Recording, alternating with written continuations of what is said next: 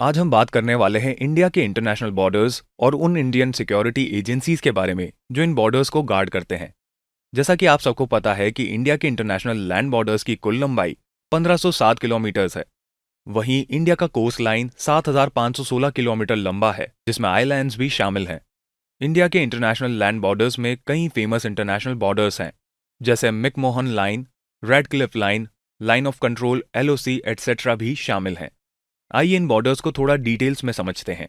India का सबसे बड़ा इंटरनेशनल लैंड बॉर्डर बांग्लादेश के साथ है, जिसकी कुल लंबाई 4096.7 किलोमीटर है।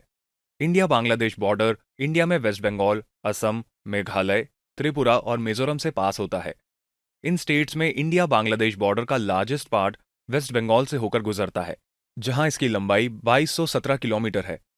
दरअसल ये बॉर्डर 1972 से पहले जब बांग्लादेश ईस्ट पाकिस्तान हुआ करता था, उस समय ये रेड क्लिफ लाइन के नाम से ही जाना जाता था।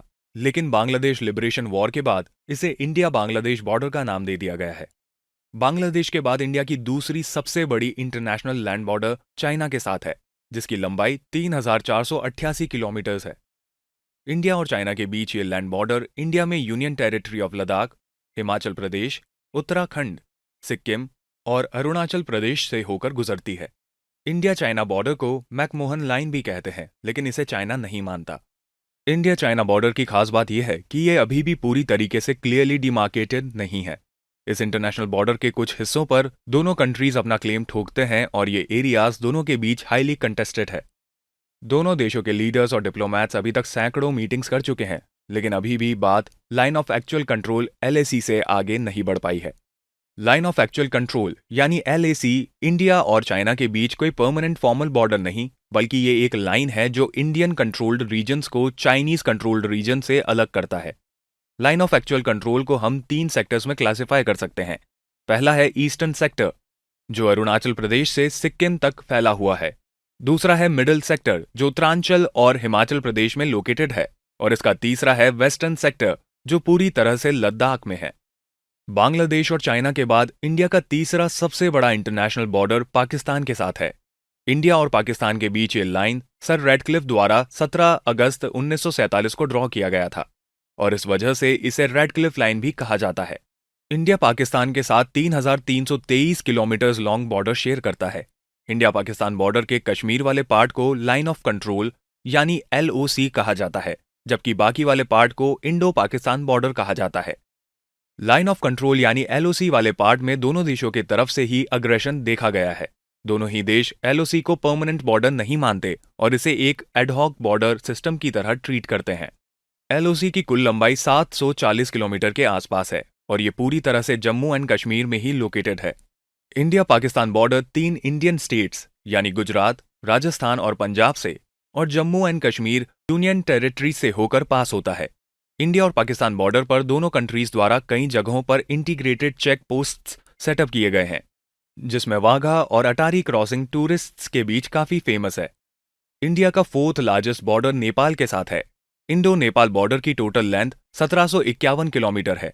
ये बॉर्डर साल 1816 में सुगौली ट्रीटी के बाद डिमार्केट किया गया था और इंडिया और नेपाल के बीच का ये बॉर्डर 4 स्टेट्स यानी उत्तराखंड, उत्तर प्रदेश, बिहार और वेस्ट बंगाल से होकर गुजरता है। नेपाल के बाद अब हम रुख करते हैं इंडिया के नॉर्थ ईस्ट बॉर्डर की ओर। नॉर्थ ईस्ट में इंडिया म्यांमार के साथ बॉर्डर शेयर करता है और इसकी लेंथ 1683 किलोमीटर है। इंडिया और म्यांमार के बीच ये बॉर्डर 4 नॉर्थ ईस्टर्न स्टेट्स यानी अरुणाचल प्रदेश, नागालैंड, मणिपुर और मिजोरम से होकर गुजरता है।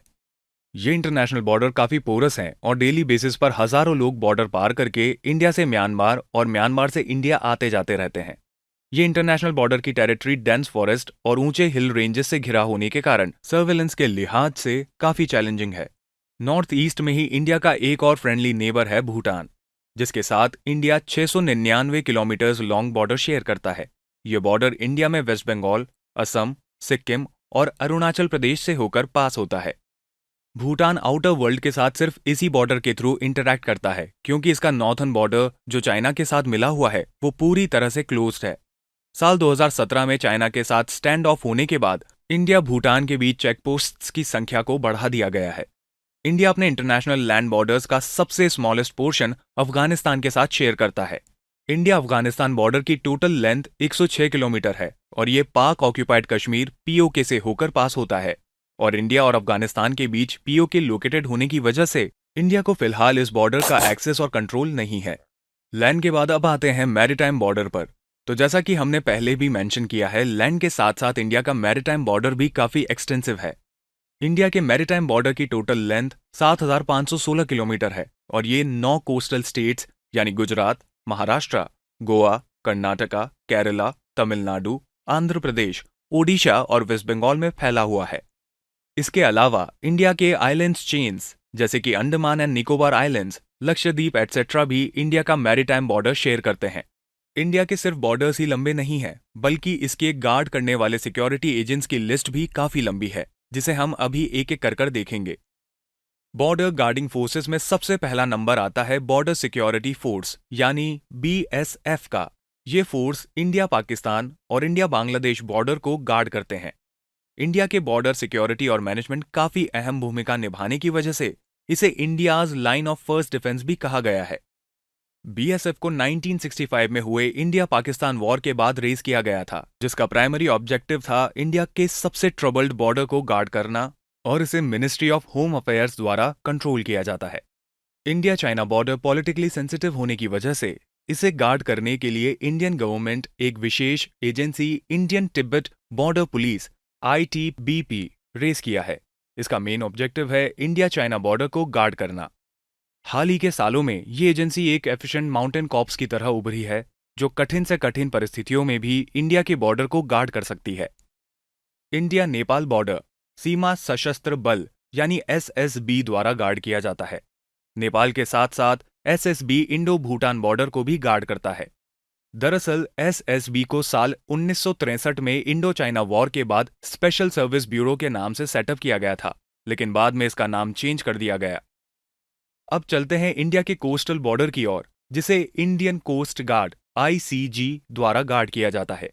इंडिया के कोस्टल बॉर्डर्स को प्रोटेक्ट करने के अलावा इंडियन कोस्ट गार्ड इंडिया के मैरीटाइम लॉज को भी इंडियन वाटर्स में इन्फोर्स करने का काम करती है। ये फोर्स फिलहाल डिफेंस मिनिस्ट्री के अंडर ऑपरेशनल है। इंडियन कोस्ट गार्ड का मोटो है वयम रक्षाम, जिसका मतलब होता है वी प्रोटेक्ट।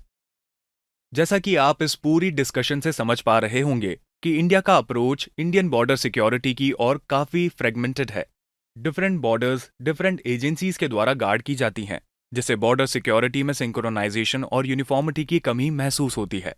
हाल ही के दिनों में बॉर्डर सिक्योरिटी रिफॉर्म का मुद्दा भी उठा, जिसमें वन बॉर्डर वन फोर्स यानी OBOF की बात की गई है। अब ये रिफॉर्म कब तक हो पाएगा ये तो समय ही बताएगा, लेकिन हम आपसे मिलेंगे एक और वीडियो के साथ। तब तक के लिए जय हिंद।